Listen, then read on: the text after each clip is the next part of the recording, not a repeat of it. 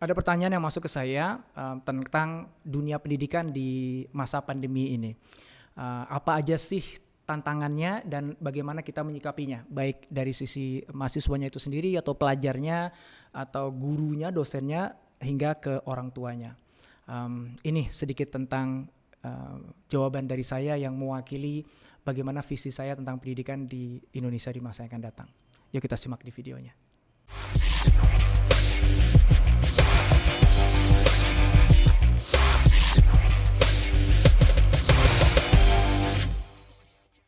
Jawaban ini adalah jawaban yang sangat subjektif dan pribadi. Bisa jadi tidak mewakili semua orang dan tidak saya dasarkan kepada penelitian tertentu. Saya memang membayangkan pendidikan yang itu berpusat pada siswanya. Kalau kita lihat pada saat ini, pendidikan di Indonesia dari SD sampai ke perguruan tinggi itu honestly menurut saya nggak berpusat pada pelajarnya, kepada mahasiswanya, kepada learner, enggak gitu. Mayoritas berpusat pada kurikulum, satu. Kalau nggak kurikulum ya gurunya, dosennya. Kalau nggak guru dosennya ya kampusnya gitu, fisik bangunannya gitu. Maka sebagian sekolah swasta itu mempromosikan untuk bisa dapatkan siswa baru itu adalah lihat datanglah ke sekolah kami punya kolam renang loh, Olympic size. Lihat laboratorium kita tuh canggih loh gitu. Jadi seolah-olah daya tariknya tuh ada di infrastruktur fisiknya gitu. Seolah-olah itu yang paling penting gitu. Atau wah dosen kami adalah ini. Wah, kami membawa kurikulum dari negara ini, wah, tekniknya ini gitu. Seolah-olah itu adalah pusat pendidikannya gitu. Sementara sekali lagi, ini pandangan pribadi saya dan ini yang selalu saya gunakan ketika memastikan pendidikan anak-anak saya seperti yang saya harapkan, sesuai dengan visi saya tentang bagaimana mereka akan berkembang, bertumbuh di dunia ini dan masa depan, adalah pendidikan berpusat pada si anak. Di mana orang tua membayar itu, ya membayar untuk segala sesuatu yang katanya sama proses belajar si anak gitu. Bukan saya membayar gedung, jadi biaya semesternya per semesternya 500.000 tapi uang gedungnya 50 juta gitu.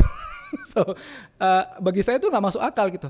Ngapain gue bayar gedung sementara untuk anak gue cuma 500.000 gitu. Boleh nggak dibalik? Saya bayarin biaya tuition fee, bayar sekolah anak saya itu 50.000, gedung 50 juta, ke gedungnya saya bayar 500.000 aja deh gitu. Loh ini gedung siapa meter? Gue gak perlu pakai gedung. Jadi yang penting itu apa program supaya ngebuat anak saya bisa belajar. Gimana Anda bisa menstimuli supaya anak akhirnya punya curiosity untuk pelajari sesuatu yang baru, untuk mengembangkan dirinya, untuk eksplorasi, untuk merumuskan, menyimpulkan, berdebat, ada dialektika akademika di situ, kontribusi kepada masyarakat sekitarnya. Apa desain stimuli, apa experience yang Anda hadirkan supaya anak itu akhirnya bisa melakukan semua itu gitu. Dan apakah Anda perlu gedung semewah itu untuk bisa menghadirkan itu? Apakah Anda perlu kolam renang untuk menghadirkan itu? Enggak kan gitu. Dan menariknya adalah di era pandemi ini akhirnya semua harus kembali ke core-nya kan. Apakah Anda kalau Anda punya sekolahan terus masih bisa jualan, aku punya kolam renang Olympic size loh gitu. Orang nggak bisa sekolah kok gitu. Saya punya laboratorium komputer loh, nih 10 lantai gitu ya, nggak bisa kepake juga kok sekarang gitu. Di masa pandemi ini akhirnya kita kembali ke core, kepada inti. So sekolah-sekolah atau kampus-kampus yang bagus adalah kampus-kampus yang akhirnya menyadari itu dan dia spend waktu, tenaga, pikiran untuk mendesain learning experience bagi siswanya. Bukan sibuk mendesain kolam renangnya, laboratoriumnya, perpustakaannya yang saya nggak tahu apakah masih ada yang pakai zaman sekarang ya dengan adanya Google dan lain sebagainya gitu. So itu nomor satu. Filosofi pendidikannya sekarang terpaksa kita dipretelin tuh segala sesuatu yang sifatnya itu secondary, sifatnya kosmetik. Akhirnya baliknya ke core. Dan surprisingly, not surprisingly, banyak yang gegap di situ gitu. Banyak guru yang langsung kelabakan. Lu ini gimana sih kalau kita nggak di kelas gimana, kan alat peragaku kan di sekolah gitu.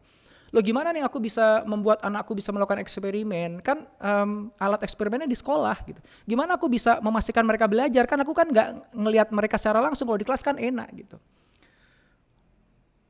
Berarti memang selama ini mereka tidak berpusat pada siswanya gitu. Berarti memang mereka nggak mikirin learning experience siswanya. Mereka benar-benar mengandalkan semua infrastruktur yang ada itu gitu.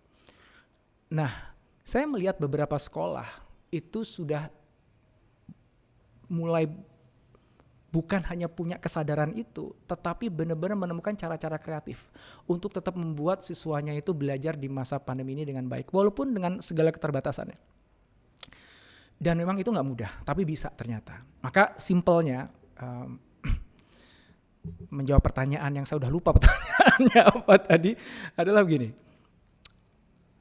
Kita perlu menyikapi pandemi ini sebagai sebuah opportunity, bukan sebagai sebuah masalah yang kita seolah-olah jadi pengen cepat-cepat keluar darinya.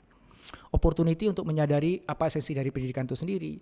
Opportunity untuk menyadari selama ini peran kita melihat siswa itu seperti apa, kita melihat diri kita sebagai pengajar itu seperti apa, administrator sekolah seperti apa, bahkan juga bagi orang tua untuk menyadari sebenarnya yang lebih penting bagi siswa itu apa sih, apakah gedungnya, apakah kurikulumnya, atau experience anaknya gitu.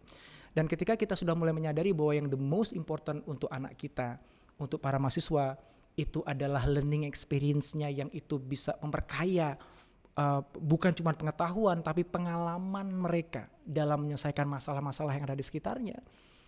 Maka kita mulai bisa meredesain ulang dari kurikulumnya, dari desain bangunan sekolahnya, infrastruktur pendidikan kita gitu. Ya, jadi itu dulu yang pertama.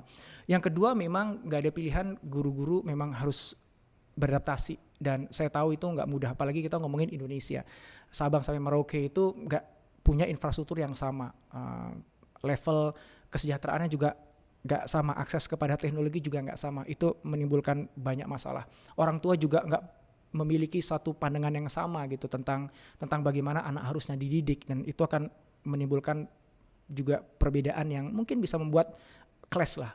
Tapi sekali lagi, bagi saya ini jalan yang Allah berikan untuk membuat kita mempertanyakan ulang esensi dari pendidikan, mempertanyakan ulang bagaimana peran kita sebagai guru, sebagai orang tua, sebagai murid, siswa, sebagai pemilik sekolah. Apa sih sebenarnya yang paling esensial untuk anak kita? Ultimately itu. Mungkin selama ini orang tua langsung memasrahkan aja kepada sekolahnya, nggak mau tahu, pokoknya pengen lihat nanti rapotnya gimana, ya sudah, habis itu kita puji anak kita atau marahin anak kita berdasarkan raport dari sekolah itu, kita nggak mau melakukan apa-apa. Akhirnya balik lagi, orang tua ikut punya peran sentral dalam pendidikan si anak gitu. Sekolah mulai mikirin tentang experience belajarnya, nggak hanya bergantung kepada jualan fasilitas gitu. Mudah-mudahan pemerintah juga mulai menyadari bahwa kurikulum yang dibuat sekarang ini apakah memang bisa menghadirkan experience atau hanya menjejali pengetahuan aja di kepala siswanya gitu. So balik lagi, saya ngeliat banyak hikmah, berkah dan opportunity-nya dari situasi yang ada sekarang.